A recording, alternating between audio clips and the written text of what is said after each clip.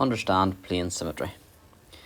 In 2 dimensions, we've got what's called line symmetry, a line that would split a shape down the middle where both sides of the shape would be identical if they were reflected along that line of symmetry, and they would fit on top of each other.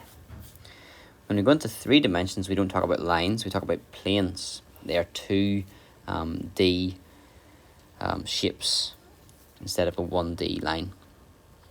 And these planes, a plane of symmetry divides a 3D object into 2 equal parts.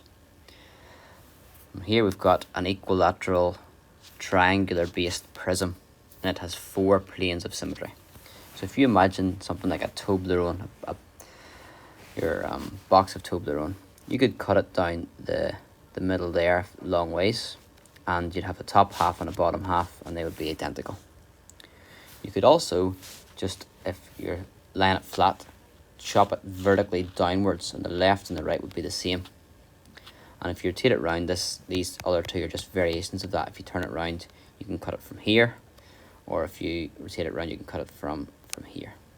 And each of those 4 planes would divide the shape into 2 equal parts.